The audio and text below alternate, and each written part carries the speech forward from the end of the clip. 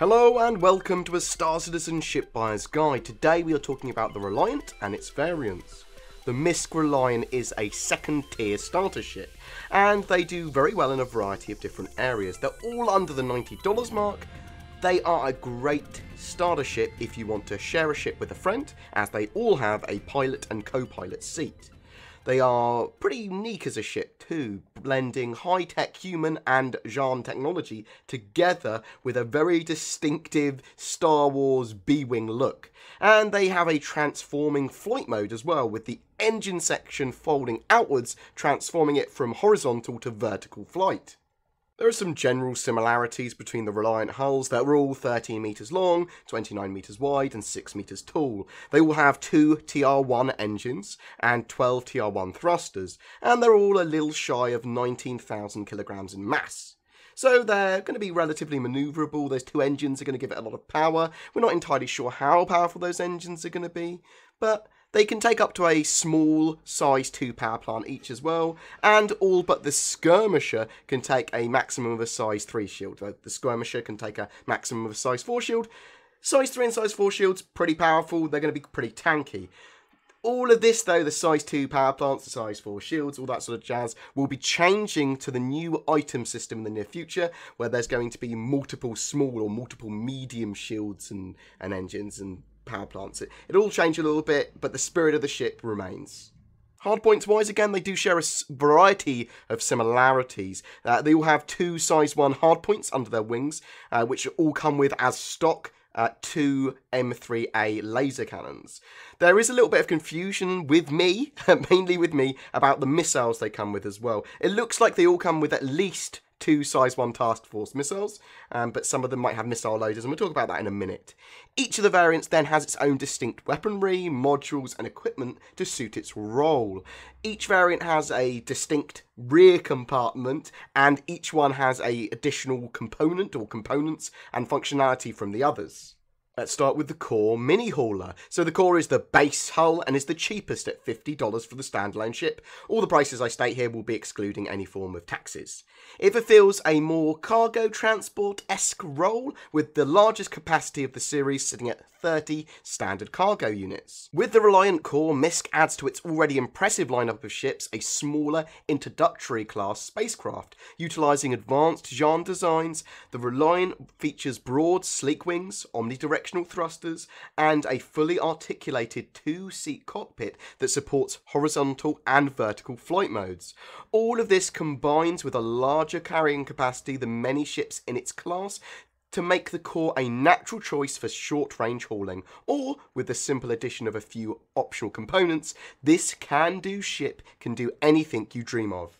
It's the most stripped down of the Reliants, but comes with a turret-mounted tractor beam as stock, which it has over the other variants. And if you're going for a cargo hauler or light salvage, it's a great choice. I mean, for me, it's probably the best light salvage ship for the price at the moment.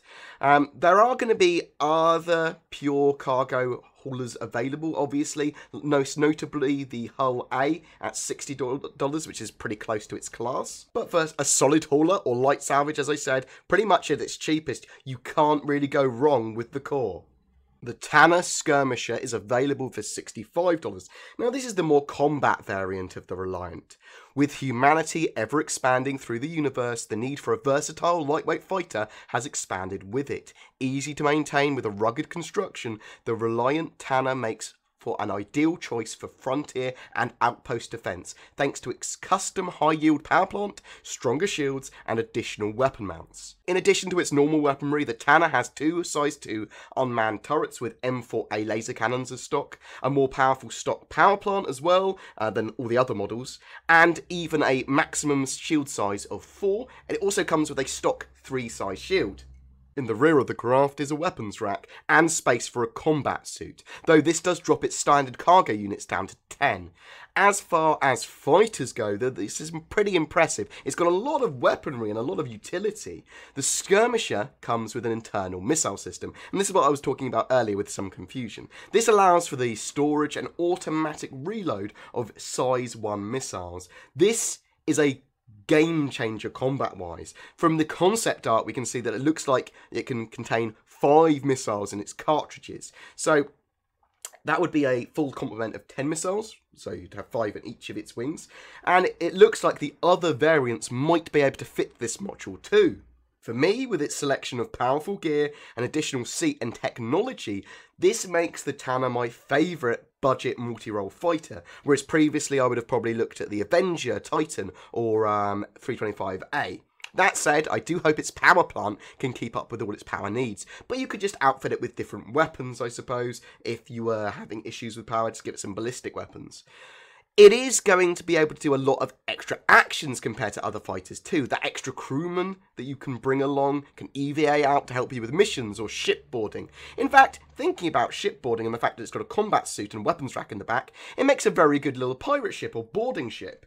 The Sen Research and Science vessel is available for $75. Magellan, Pierce, Croshaw, names that echo through history thanks to their adventurous spirit, a curious nature and a reliable ship. The Reliant Sen is a versatile mobile science platform outfitted with long-range capabilities to take you further, longer, and advanced sensor suite, perfect for the aspiring explorer who wants to whisper their name into the halls of history. The Sen is a great choice for exploration, has additional avionics and scientific computers, as well as lots of different equipment for science use in the rear section of the craft. That's for number crunching and discovery and electro-microscoping. But also for science and exploration needs, it has externally mounted scanner suites. It's lightly armed with only 2 size 1 weapons and those 2 size 1 missile launchers, and does drop down again to 10 standard cargo units in cargo space. If you're looking for a science or exploration ship though, the Sen is a really good shout. The alternative choice at this kind of level and price range is the 315p. The 315p would have the advantage in cargo over the Sen, but the Reliant would be a much more potent science and number crunching ship. It's got that computer system, those extra avionics and science computers. If you're pairing them together though, think of the 315p going around collecting and finding small things to be researched and then bringing it to the Sen to help with that extra researching, the extra number crunching. Though the Sen can probably do pretty much 99% of what the 315p can do and a bit more in regards to science anyway. The Mako news van is available for $85. The Empire depends on up-to-the-second information, which is why reporters need to be able to go where the news is happening, wherever, whenever. Enter the Mako. All the flexibility and dependability of a MISC Reliant combined with a state-of-the-art image enhancement suite and turret-mounted optics to capture every moment as it happens with the clarity and accuracy that makes the headlines.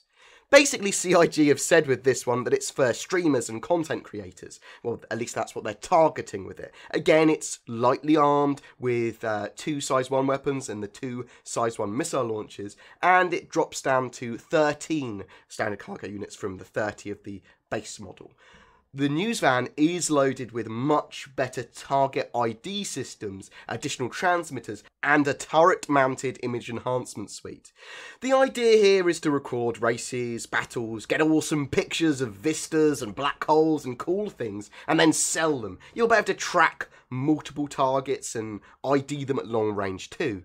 I like to think of it as a loud version of the Herald, actively telling people that you are transmitting and they can tune in if they want to. You can be filming a race as it happens, broadcasting it, or you can be in a battle, broadcasting what's happening in the battle. There's also likely to be missions where you'll have to record data and then take it back to someone. I expect these to be used in a similar vein to the Heralds, really. And I expect they will be highly useful in fleet battles too, being able to scout, recon and ID, and getting a large overview of a battlefield, being able to work out exactly what's going on. A lot of mechanics for the equipment for this ship aren't really entirely figured out yet, to the best of my knowledge anyway, but the spirit of the ship is to make money from capturing events and information, as well as using all those awesome sensors to aid in battles where appropriate, to be able to see things that other ships can't see, and be able to get cool camera angles. The perfect ship for a war journalist, or someone that just wants to do news coverage, or wants to run a coverage of events, really. So that's an overview of all the Reliant variants, adding a good bit of diversity into the verse, those Reliants. The Tana is a great looking budget multi-role fighter, the Sen is a diverse science research and exploration ship, and the Mako is a news van, and that's pretty unique in the verse. I haven't seen anything else that will really fit that kind of role.